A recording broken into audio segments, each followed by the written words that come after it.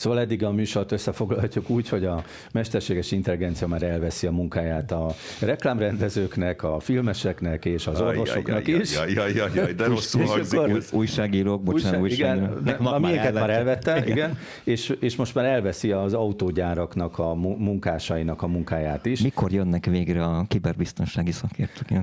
Most következik Keleti Artúr, akinek még nem vették el a munkáját, viszont beszámol majd egy ilyen előzetes fázisról, hogy az egyik nagy autógyárban egy humanoid robotot használnak, és hát azt hallottuk, Artúr, tőled, hogy 7-szer nagyobb megbízhatósággal és 4-szeres sebességgel működnek ezek a robotok, de én láttam a videót, azért ez még nem 4-szeres sebesség, vagy igen? Hát igen, magukhoz képest 4-szeres sebességgel működnek, tehát ezt így kell elképzelni, ugyanis ez egy folyamat, amiben tesztelik őket a kezdetektől fogva, és azért azt el kell mondani a hallgatóknak, hogy ezek a robotok egyrészt humanoidok, tehát teljesen úgy néznek ki, mint egy ember, nyilván robotok, tehát hogy nem raktak rájuk, tehát nincs élő szövet a fényvázon, ahogy a Terminátorban mondják, hanem ezek teljesen úgy néznek ki, mint ahogy egy robotot elképzelünk, és gyakorlatilag a folyamat végig ők a különböző munkadarabokat ráhelyezik egy előre elkészített sémára. Nagyon látványos egyébként, ahogy nagyon finoman, precízen megfogják, ugye humanoid robotokról beszélünk, tehát saját két lábukon elmennek a megfelelő helyre, oda ráhelyezik ezeket az elemeket arra a sablonra, amire kell. Nagyon ügyesen, óvatosan így a kis ujjukat alá teszik, és utána azt fölengedik. Nagyon érdekes az egész mozdulat. Tehát látszik, hogy egy nagyon finom mozdulatot hajtanak végre. Annyit engedj meg, Artúr, hogy itt közbevetésként, hogy a videóból nekem inkább a komótos jelző jutott eszembe, hogy szépen rárakták azokat az alkatrészeket a helyükre, de rögtön eszembe jutott az is, hogy milyen növekedési potenciál lehet még ezekben a robotokban. Tehát, hogyha megelőzi az ember sebességét, majd utána még 2-3-szor olyan sebességgel is fogja pakolgatni ugyanezeket az alkatrészeket, és ez simán benne van, nem?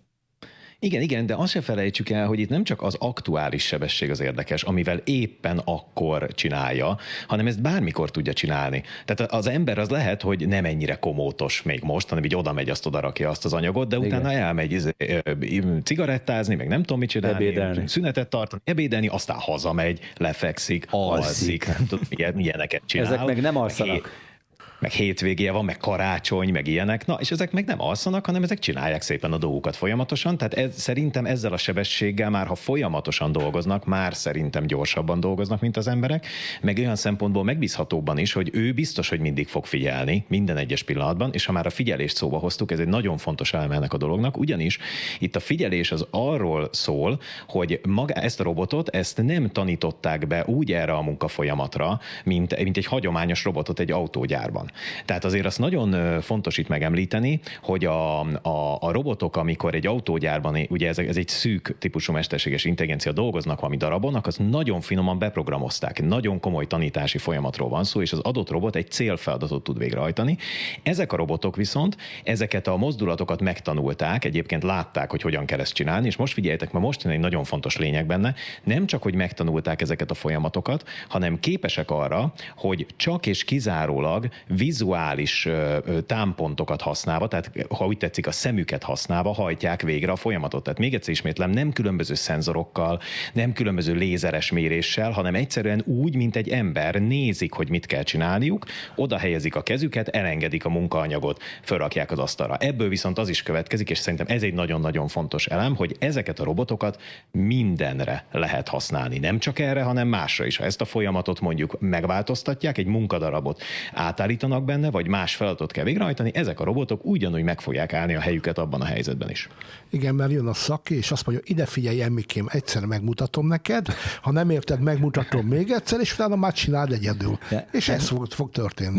Még ennél több. Én emlékszem Artúr legelső robotikai felvetésére talán, amit legalább 3 éve volt, hanem 4, amikor azt mondta, hogy a nagy teszt az, amikor beengedsz egy robotot mondjuk egy menzára, és ott vannak az asztalon, azt nem emlékszem, szó szerint így mesélte, ott vannak ilyen tálcák meg poharak, és akkor a robotot arra kérek mondjuk, hogy rámoljon el például. Aha. És egyébként a Figure One-t azt pont ezzel promózták, vagy a Figure Two-t nem is tudom már, de hogy tényleg, hogy ez a feladat, igen, hogy menjen be, nézze meg, aztán csináljon rendet. Egyrészt nem törjönnek össze az edények, másrészt meg ne lötyögjön ki a leves maradék, ugye? Így van. Ez most már a Figure 2 egyébként, és ebbe ugyanaz az OpenAI-os rendszer fut, tehát ugyanolyan világmodell, mint amilyen a ChatGPT, és azért azt megjegyezném, hogy azért, ha egy ilyen modell ennyi mindenre képes, egyébként multimodális módon, tehát mert sokat beszéltünk erről, amit Viktor is említett most, hogy képes fölfogni kontextus helyzeteket, akkor gyakorlatilag sokkal jobban tud interakcióba lépni a környezetével, gyorsabban tanul. Egy ilyen robot, pontosan ugyanez a Figure 2 robot, egy idő után olyan olcsó lesz, hogy a háztartásokban otthon mindenhol meg tud jelenni, és mindenféle munkákat el tud végezni. Úgyhogy ilyen szempontból teljesen érthető az, hogy mondjuk meg tudod csinálni precízen, pontosan, igaz komótosan 1000 darab ilyen elhelyezést, az, hogy magához képest 4-szer gyorsabban csinálják meg a dolgokat, és egyébként a saját mérésük szerint a minősége pedig körülbelül 7-szeresére javult gyakorlatilag egy pár hónap alatt. Tehát ezt a dolgot emberek nagyon nehezen tudják lekövetni. Egyébként Artur, én az adás előtt megkérdeztem a Copilot nevű mesterséges intelligenciát, hogy mit tud a Figure 3-ról, hogy az mikor jön. És képzeld el, azt válaszolta, hogy 2025-re várható, már készül, már béta tesztelik az új 3-as számú Figure robotot. Hallottál erről, vagy van valami info esetleg, hogy mennyivel lesz jobb, ügyesebb? Minden egyes ilyen változás ezeknél a robotoknál nagyságrendi növekedést eredményez, és a produkciós költségük pedig több ezer dollárral csökkent. Tehát ez azt jelenti, hogy teljesen mindegy, minek a következő verzióját nézzük, mert a Unitree-nek is van egy ilyen, a Figure-nek is jön, és így tovább. Azok gyakorlatilag nagyon komoly produkciós költség, tehát gyártási költségcsökkentést érnek el, és ez azt is jelenti, hogy az a sejtés, hogy pár éven belül pár millió forintba fog kerülni egy ilyen robot.